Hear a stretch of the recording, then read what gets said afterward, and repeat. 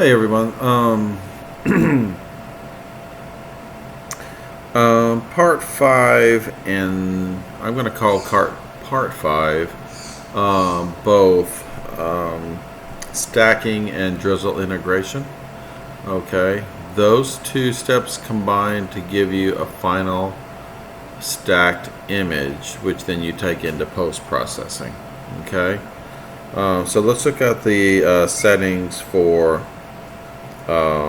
Imageintergration, which is the process that actually stacks your subframes. Okay, so you go process, all processes, and then you look for Imageintergration right here. Okay, I went ahead and I've already got all these settings set so I can show you what you need to put in.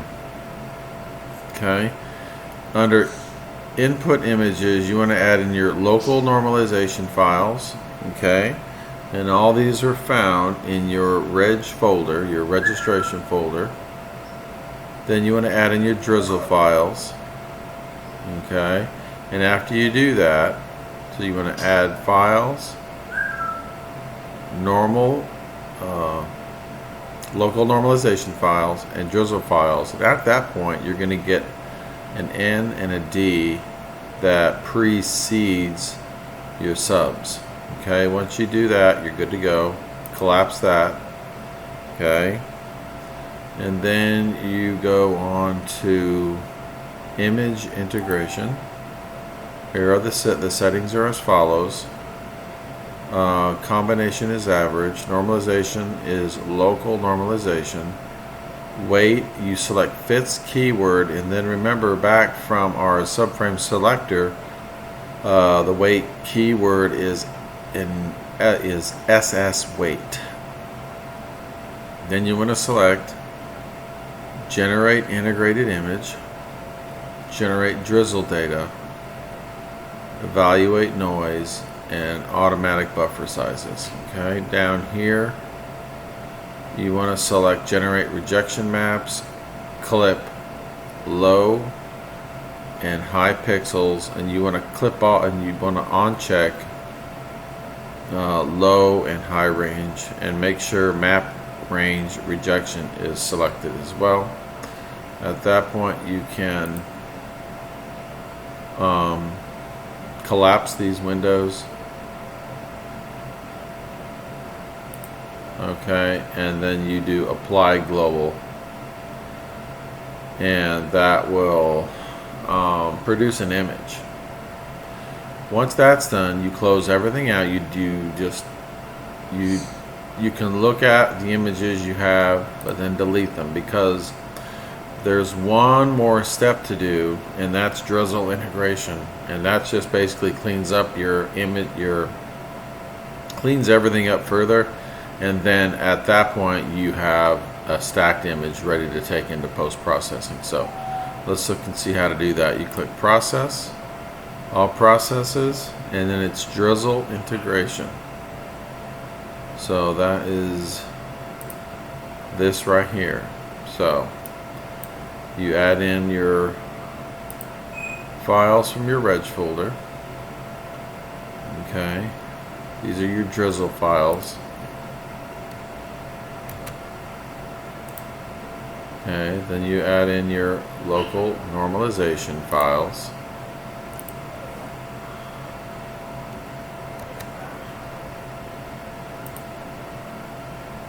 Okay, and then at that point, I think that's about it for that one. Okay, again, I want to encourage you to learn more about what these do here, but you know, in terms of adjusting scale, drop shrink, you know, kernel function, and so forth. Okay, these are the items that need to be checked here. CFA pattern, enable pixel rejection, enable image weighting, enable surface splines, enable local distortion, enable local normalization. All that should be checked.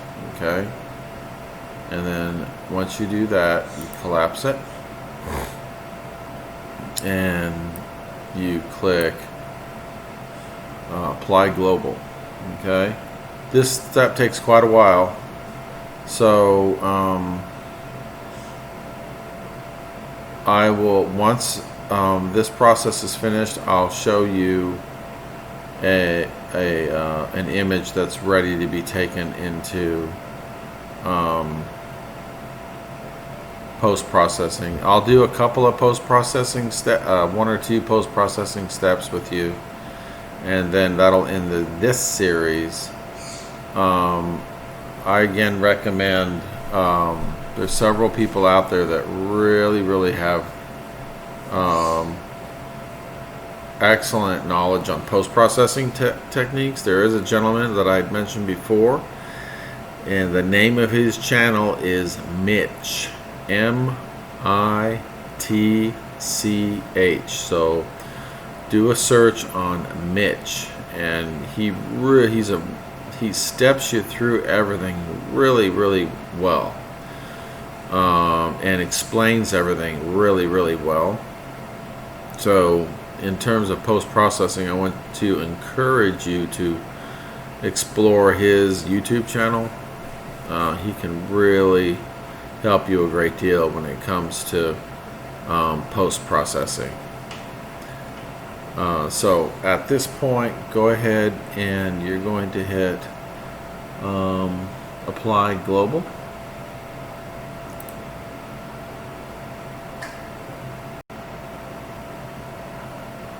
And again, this takes quite a long time. It's got to go through and apply the process to 54 5-minute subs. So it takes a long time. So I'm going to spare you the lovely viewing of that. And the next time we come will be when we look at the final stacked image ready for post-processing. Okay, or that image we take into post-processing. Alright guys, I'll see you in a little while. Okay, I'm at the tail end of the Drizzle integration, so I just wanted you to watch as it wrapped up this processing, and I'd like you to see it produce the final stacked image. So again, as you can see here, it's the last piece of Drizzle information, or last Drizzle file, 5454, and this is how much time is left for that processing of this sub here. File, I should say, this Drizzle file.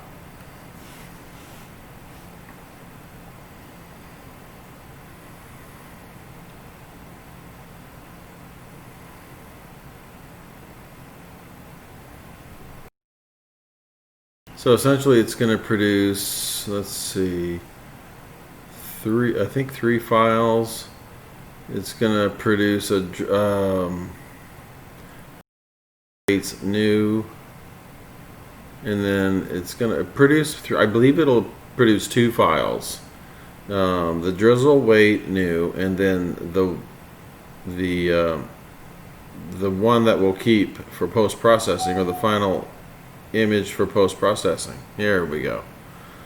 Will be this file here. Let's look and see. So once this processing is done for Drizzle integration, you can go ahead and close down the process box here, and then we're left with these two files here.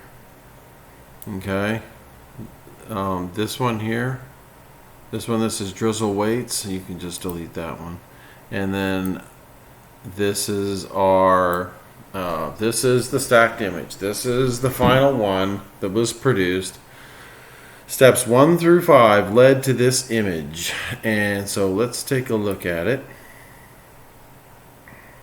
You're going to see it's going to have that green in it from our Bayer pattern, which is RGG, red, green, green, blue. So there's that's what you're going to see in the background. So let's go ahead and go process. I'll process screen transfer function.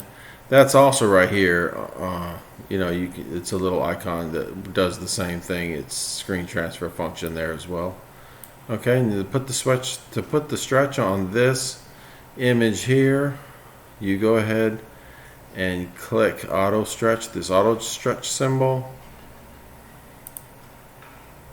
And here we go. It takes a little while because it's a pretty big file. And here we go. This is the final image here. And so minimize that. And this is really the, as you can see in here, this is the Crescent Nebula.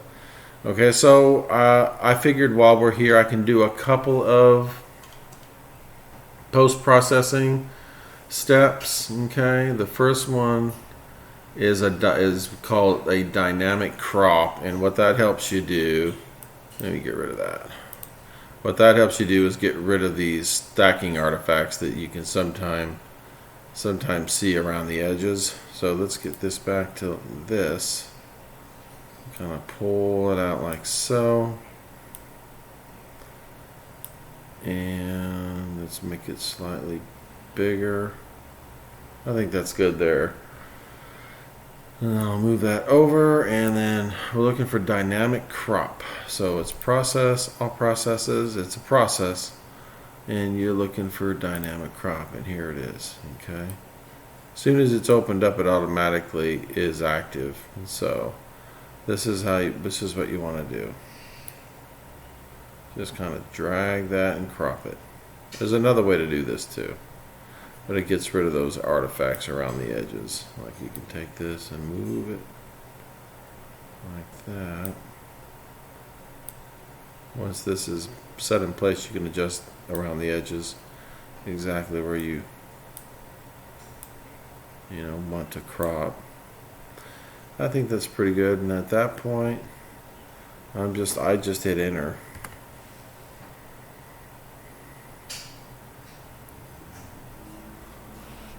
Shows you the processor. And there we go. We've cropped our image. And so I'm going to go ahead and close this out. And then the next thing I want to run is